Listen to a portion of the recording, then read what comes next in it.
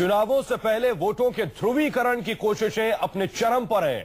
कल दिल्ली में जामा मस्जिद के शाही इमाम ने कांग्रेस को समर्थन का ऐलान किया, तो वहीं कल ही मुजफ्फरनगर में अमित शाह वोटों के ध्रुवीकरण के लिए भड़काऊ बयानबाजी कर रहे थे। अमित शाह गुरुवार को मुजफ्फरनगर से 40 किलोमीटर दूर राजहर गांव में थे। उन्होंने गांव में जाट नेताओं से मुलाकात की और उकसाने वाला भाषण दिया। अमित शाह ने मायावती पर भी निशाना साधा। उन्होंने कहा कि मुजफ्फरनगर में जो कुछ हुआ उसका बदला लिया जाएगा, यानी अपमान का बदला तो लेना होगा। अपमान सहकर जीना मुमकिन नहीं है। जिन्होंने हमारे समाज का अपमान किया, जिन्होंने हमारे समाज के लोगों की हत्या की, युवकों को मौत के घाट उतार दिया, उन लोगों के साथ बैठकर कभी हमारा सम्मान बढ़ सकता है क्या? जिन्होंने हमारे समाज का अपमान किया, जिन्होंने हमारे समाज के लोगों की हत्या की, युवकों को मौत के घाट उतार दिया, उन लोगों के साथ बैठकर कभी हमारा सम्मान बढ़ सकता है।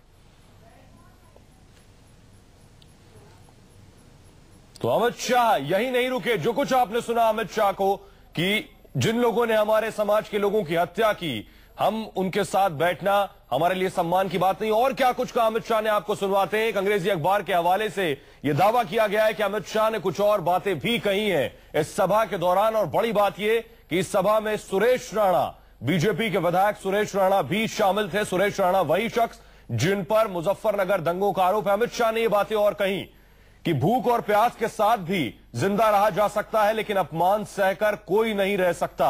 अपमान का बदला तो लेना होगा। आम आदमी बिना भोजन और नींद के जिंदा रह सकता है, भूख और प्यास के साथ भी जिंदा रह सकता है, लेकिन अपमान सहकर कोई नहीं रह सकता। अमित शाह ने सारी बातें मुजफ्फरनगर के राजगांव में कही है। सुरेश राणा भी अमित शाह के साथ मौजूद थे। कुछ और चीजें अमित शाह ने कही। यह इलेक्शन उस सरकार को बाहर करने का मौका है जिसने जाटों को के साथ जुल्म किया, यानी सीधे सीधे उनका निशाना मुलायम सरकार पर था। तो अमित शाह आखिर इन बयानों के जरिए ध्रुवीकरण करना चाह रहे हैं, यह बेहद साफ है। अमित शाह को गुजरात से यूपी का प्रभारी इसी मकसद के साथ बनाया गया था। अमित शाह ने कहा कि यह इलेक्शन उस सरकार को बाहर करने का मौका है जिसने जाटों को जुल्म का शिकार बनाया, और साथ ही कहा कि मोदी को आप चुनेंगे तो बदला पूरा हो जाएगा। शाह ने बदला लेने और इज्जत की रक्षा करने की बात भी कही। यह सब कुछ अमित शाह ने कहा उस जगह पर जहां कुछ महीनों पहले दंगे हुए थे। मुजफ्फरनगर में थे अमित शाह। मुजफ्फरनगर से लगभग 40 किलोमीटर दूर राजगांव में ये सारी बातें अमित शाह ने कही। जाट नेताओं से मुलाकात में उकसाने वाला बयान दिया। मानस श्रीवास्तव हमारे साथ जुड़ रहे हैं, हमारे सहयोगी। मानस, अमित शाह का यह कहना कि आदमी बिना भोजन और नींद के जिंदा रह सकता है, भूख और प्यास के साथ भी जिंदा रह सकता है, लेकिन अपमान सहकर कोई नहीं रह सकता, अपमान का बदला लेना होगा।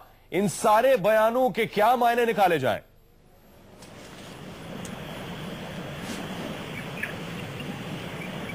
मानस, मेरी आवाज मिल रही है आपको? जी, आपकी आवाज मिल रही है। मानस, जो कुछ अमित शाह ने मुजफ्फरनगर में कहा है, चुनाव से ऐन पहले इस तरह का बयान, इसके क्या मायने निकाले जाए? साफ तौर पर भारतीय जनता पार्टी ध्रुवीकरण चाह रही है। देखिए, निश्चित तौर पर पिछले कुछ दिनों से अगर आप देखेंगे तो पश्चिमी उत्तर प्रदेश के और खासतौर पर पूरे उत्तर प्रदेश में देखें तो इसी तरीके के हालात बने हुए हैं, जहां पर मतों के सांप्रदायिक ध्रुवीकरण की लगातार कोशिश की जा रही है। और अमित शाह के बयान को इसी कोशिश से जोड़ के देखा जाना चाहिए। जी, लेकिन एक चीज और उन्होंने कही कि अगर आप मोदी को चुने तो अखिलेश सरकार गिरा देंगे, यानी एक वोट दो काम। एक तो नरेंद्र मोदी की सरकार बनेगी और अखिलेश की सरकार गिरा देंगे। क्या ये भी मंशा पाले हुए अमित शाह?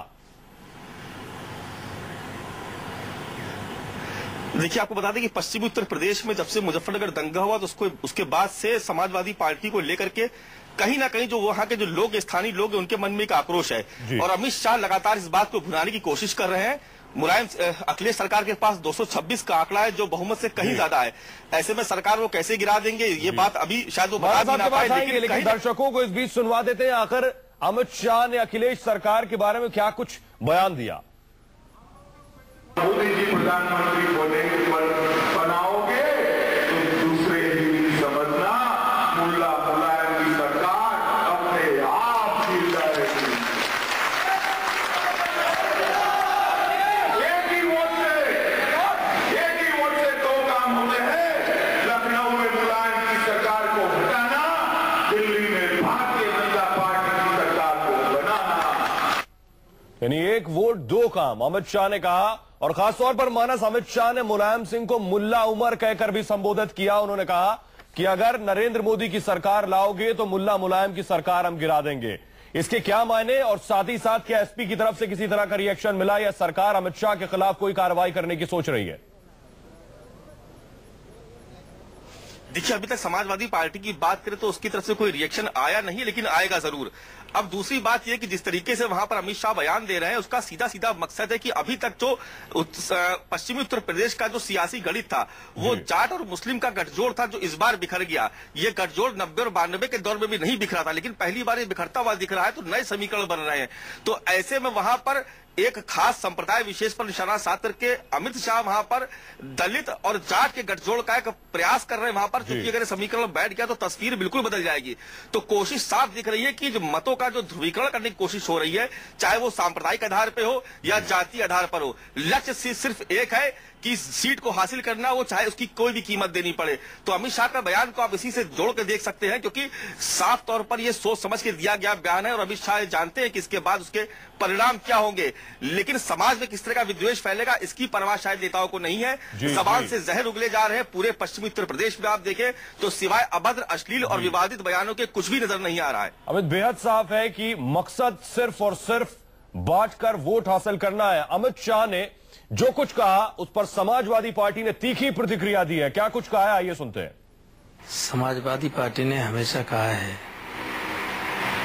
कि नरेंद्र मोदी और उनके साथी सब फासिस्ट हैं और फासिस्ट लोगों का सोच ऐसा ही होता है, वो अपने अलावा किसी को बर्दाश्त कर नहीं सकते। लोकतांत्रिक तरीके से चुनी गई बहुमत वाली सरकार को बस बर्खास्त करने का मतलब है, या कहने का मतलब है कि इनका सोच बिल्कुल फांसीवादी है और इस तरह के लोगों को लोग कभी सत्ता में नहीं आने देते।